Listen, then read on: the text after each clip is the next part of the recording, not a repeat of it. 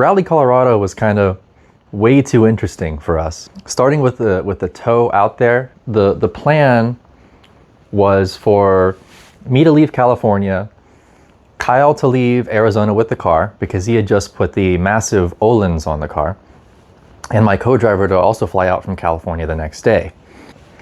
The trip kind of started with me going into a massive thunderstorm where I could barely see, with lightning striking like within 15 feet of my truck, and I could see like the yellow sparks coming off of the ground as the lightning was striking around us.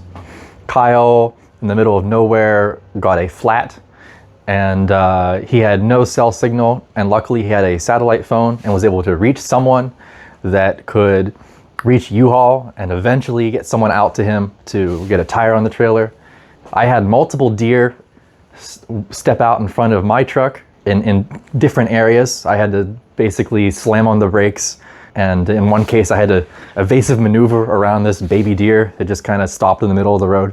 On the night before shakedown, I don't know if it was the lettuce thing that was going around or stomach flu, but from like 2 in the morning to 6, I was just fully committed to that hotel toilet. At like 7 in the morning, I'm like, all right, I'm gonna go to the ER and just try to maybe they can plug some holes or something, so I can at least sit in the car to do shakedown.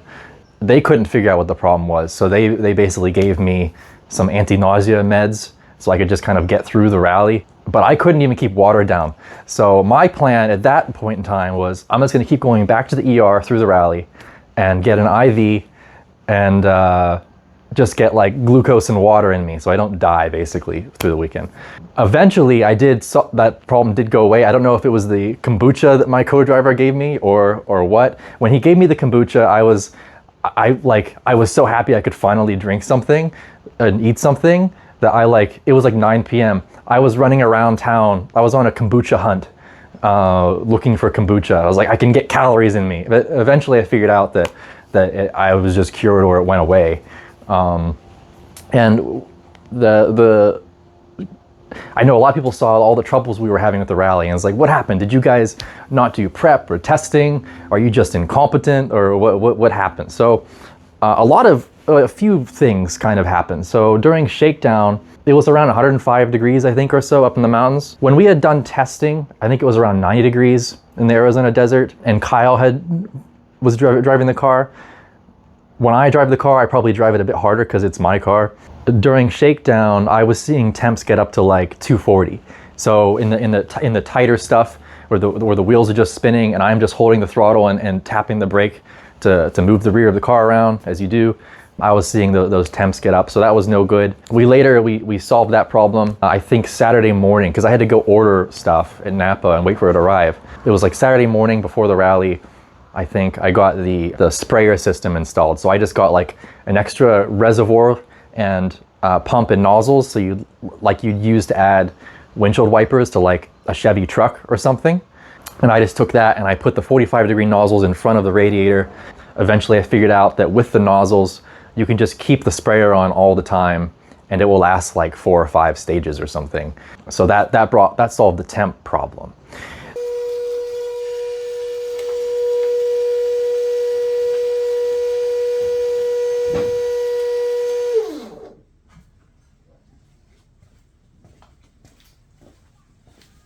Well, I went to just show you the sprayer, but now the motor just makes noise and doesn't spray anymore, so add that to the list. The other problem we had that was much bigger was that on shakedown I did the pass out, pass back, pass out again, and then on the return pass, it's a left 6, 100 into a right 3 into a left 2, or into a right 2 into a left 3 or something. And I decided to just tap the brakes. I don't know if I was left foot braking or brake checking or what, but the pedal just went to the floor. And I yelled to my co-driver, I was like, no brakes. And we both, it's a hydro e-brake, right? So the harder you pull the e-brake, the more braking you get. I need to add a ratcheting e-brake back to the car because the hydro is really terrible for anything else. We both just I grabbed the handle and he reached over and grabbed the handle. and we're both pulling on the e-brake, and I'm using my left hand to downshift steer, and then we got the car and do like an okay speed, and we didn't just crash into the side of the mountain, and we got it around the left 2 and then slid around the right 3. So that was mildly terrifying. And what had happened basically is I think the line was damaged or fatigued and it just blew out. It's a braided cover line, so you don't always know if it's damaged under the braid. So that was bad. When we got back from shakedown, we pulled up to the man running the start order for the shakedown. He waved us down to ask if we're going again, and we weren't prepared for that. And as he waved us down, we both grabbed the e-brake again so we could stop to talk to him. And he looked at us like we're idiots or something. And I'm like, yeah, no brakes. And he just smiled and waved us on. We tried to vice grip it, but that didn't work. So we just e-braked it back to service. At that point, the hunt began for replacement brake line, because that was the one thing which I had not ever considered packing as a spare for some reason. So it's a -3AN to 10 mil banjo. In Wrangley or Meeker, we checked both those part stores. We actually, the lady in Meeker was very helpful. She was very knowledgeable. She had a really cute dog. She let us in the store early. The Napa guys were also pretty helpful. They even offered to make us some brake lines. They tried ordering some stuff from Summit for us, but I guess their delivery guy, like, I don't know, he disappeared, I guess. So our parts never arrived, and we basically spent the time before tech trying just random fittings to try to cobble something together. I think Kyle, he did. Yeah, I have like a pile of fittings over there, but he did come up with some set of fittings that did work, right? So it's not like we couldn't figure out something, but they would leak because they weren't fittings that were necessarily designed to go together. For tech, our plan was, okay, we're just going to, and we did run around service asking people. Andy Cohen was nice enough to give us all his spares, which I still have, by the way, Andy, but none of those worked. I was eyeing up my service chief's Honda Ridgeline, because that has a 10 mil banjo. Eventually we decided, okay, we're gonna drain all the brake fluid just so we're not dripping fluid everywhere for tech. And our plan is gonna be beg the tech people to just tech everything else, and we're gonna come back later and re-tech when we fix the brakes. What had happened is we went through tech. I forgot to mention the brake situation to them, and they spotted some other issues with the car. So we have some optional, what are these things? Optional gussets that sit behind our heads just to strengthen the cage. And we did not weld them up around the roof because, well, they're optional. It's great that you're welded like 70% of the way around, right? Yeah, so that's not allowed. So if the gussets weren't there, it would be fine. But since we've added additional strengthening, that strengthening behind our heads needs to be completely welded. And they put that in the logbook. So now I need to, I don't know, cut the roof or something to weld up around those. The other thing they pointed out was we had some issues with our stickers. But they completely, I realized as they were filling out the tech form and getting ready to tell us to leave, they did not check the brakes at all. So we went through past tech, the brake pedal completely to the floor, and I just gently drove out with the e-brake. Yeah, so eventually before the rally, what we did find, like from the hardware store, like a plumbing fitting we could put on that T on the front, so that we would just have the front right brake. Now here's where all the troubles kind of begin, because that would have been fine. So I can drive the car with the front right brake. It tank steers, which is kind of fun. So you hit the brake and the car turns right, even on pavement. So you just counter steer, right? It's not a big deal. It means you can turn faster on rights because tank steer. The problem is when we want to put brake fluid in the car, I asked Kyle what I should get from the hardware store. And Kyle said that get .4 or .5. Now the problem with that is that we had, I think, some .4 based fluid in the car. I don't know if it's been a few years. I don't know if it was like high temp or just regular .4 or what, but some like .3 or .4 fluid, glycol based fluid. I'm not a brake fluid guy. Now I'm gonna like full on go into that, but he's like .4 or .5. I'm like, okay. So I went to the hardware, I went to Napa, and I got the most expensive option because more money, more better, right? So that was the mistake, because even though we had drained the fluids, we did not flush it. Normally, if you change brake fluids, you would flush it with alcohol. And we did not do that. So we drained it and we added the .5, and we have separate masters and split stuff, so it's only for the front. And what had happened, I think, is the .5 and the residual .4 kind of mixed. And when that happens, the glycol and silicone-based brake fluids don't really work well together, and it drastically lowers the boiling point. So not only did we have the front right caliper getting really hot because it is doing all of the work essentially, we had a situation where that combined with a very poor brake fluid essentially, and what would happen is we would get like 2 or 3 miles into the stage and the pedal would just start to go to the floor. So after I realized that was happening, and I could like, on the straights I could like pump, and it would come back up, but only for like another corner. So what I did for the whole rally essentially is I just e-braked the whole thing. So our goal at that point was just beat bogey time, just avoid lateness penalties, which is actually kind of tough, by the way.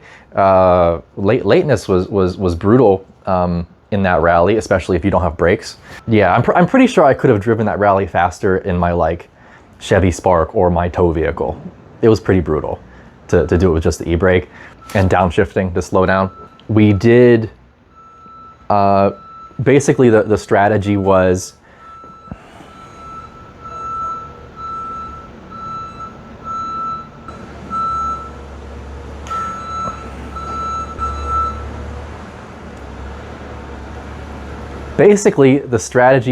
to e-brake most of the time and then save that front right brake for the oh shit moments.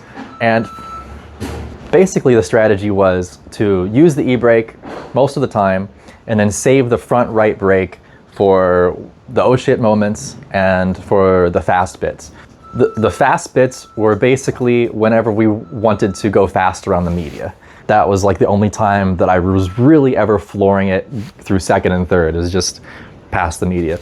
Now, at one point when we were fixing the brakes, I guess what happened is that we did not someone in service did not tighten the front left tie rod. Now on this car, these tie rods do not have provisions for a cotter pin for whatever reason. So what I normally do is I double nut it. So I put a lock nut and then another nut to hold it on, just in case.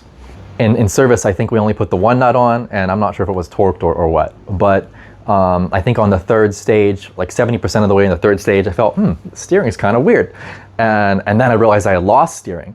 On the left side was kind of a ravine with trees. So there were trees, so we wouldn't have like rolled too far, right? And on the right side is the mountain, which is kind of like soft dirt.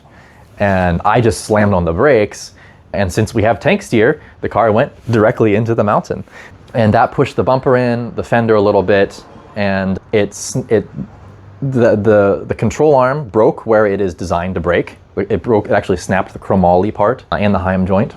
And the left tie rod nut was nowhere to be found. We were there for like an hour. We walked up on the road and we couldn't find it. So we had Heavy Sweep take us out, which was interesting because Heavy Sweep is like really moving. Like those guys know those roads, and his truck was set up really well. We had to come back out basically after the rain. So we came out with the trailer, but BLM was like, yeah, the road's really rough. And I started to get really irritated. And I'm like, we're gonna take the effing trailer back to service, and we're gonna come back with the tolls, and we're gonna go get the car and fix it in the mud and drive it out. And that's what we did. Kyle opted out from this scenario. He went to swim in the lake. And so Matthew and I went up into the woods to recover the car.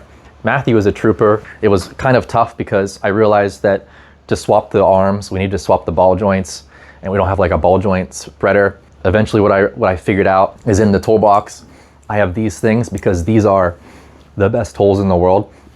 So I could reach in from behind and spread the two ball joint tabs. So I just spread it like butt cheeks basically. So I would open the butt cheeks, and then Matthew would ram the thing in, and that is how we got the ball joint in essentially. So that wasn't fun, but we did that. and we got the car together and we drove it out. That was at like 2 a.m. So I left the car at the museum so I didn't wake up everyone in service. I contemplated just showing up and be like, hey, we're here, and wake everyone up, but I didn't do that.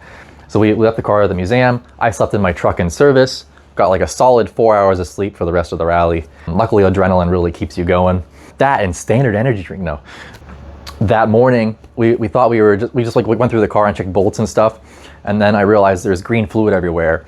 And luckily it's not the radiator, it was the power steering. So first I was very concerned that when we hit the side of the mountain, it like blew out the inner seal in the tire in the rack or something. But that's not actually what happened. What happened was just a fitting, an O-ring, I guess, blew on a fitting in the rack. So Kyle worked on tearing all that apart. We had to that morning, before doing the stages, we actually had to pull the rack off the wall, or Kyle did anyway, to get that fitting off. I ran to the hardware store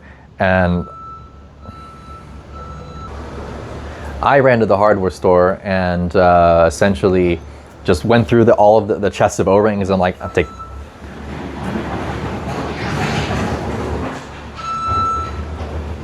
this one, this one, this one, this one, this one, this one. Ran that back to Kyle. Eventually, in the pile of O-rings I found, we got one that worked. As soon as he got the thing apart, we solved that problem, got the car back together, and went back out on stage and just finished with the handbrake in the front right brake situation. And the car pretty much held together for the rest of the rally. We noticed toward the end that the right rear was kind of towed in, kind of weird. So I don't know if when like dragging the e-brake all the time, if I dragged it through a rut and it bent it or something, but typical Volkswagen crap, because everything on the 80s Volkswagens is crap and you need to reinforce everything. We were running the stock beam without any reinforcement and the Mark 1 stub axles, so that could be bent. I haven't taken it apart yet, so any of those things could be bent. We did the power stage because for some reason I signed up as a national entry for that extra one stage just for fun, which at the time I regretted because I had just finished all the regional stuff. I'm like, oh, we finished. And I'm like, no, we gotta go and we gotta do the one more. So the car held up for that one more stage. I think that was a stage where, one of the stages where I got to actually go open throttle past the media, because it was like a left 3 up, and so I could brake on the uphill part past the cameras. So hopefully I get some cool video from that. But I think it was after that point that our intercooler piping blew off. We had this issue at Ridge as well, but it was like on the first stage of Ridge, because it was just so bumpy. I realized after we took the hood off at Ridge, we could see on the camera what the problem was, which is that our water to air system was actually moving around and pulling the piping out of the intercooler hose from the bumping. Well, it's combined with the boost, right? But what we had done is we put a longer fitting on there and we glued it on, or at least that's what Kyle did. It lasted all of Colorado up until that last stage, but that blew off. So I think we crossed the finish with like 90 horsepower in 4th gear, which is not very fast. I was hoping to put on a little bit show for the spectators, but that didn't really happen. But we did finish. Also, I have this. So one of our competitors got a flat tire. I guess they're sitting there like, we don't have a spare, we're out, because they have a 4x100 lug pattern, and who else in the rally would have a 4x100 lug pattern? And we came around the corner right after that, and they're like, hey, there's an old Volkswagen which has a 4x100 stud wheel bolt pattern. So I gave them our spare and they could go on, and I guess they got second in L2 wheel drive, which is awesome. And they gave me their trophy. I tried to give this back to them like 10 times and they wouldn't take it. So I have an L2 wheel drive trophy too. That's pretty much the whole rally and everything that happened. Thanks to all of the I really appreciate all the volunteers that come out and help make these events happen, especially the organizers. I know a lot of events in America right now aren't even run at a profit, so appreciate everyone that helps put these events on. And I really appreciate my crew who put a lot of hours into trying to keep the car going so that we could finish. Yeah, it's broken. See? See the stitch? Dada, did you see the stitch? I see that, thank you.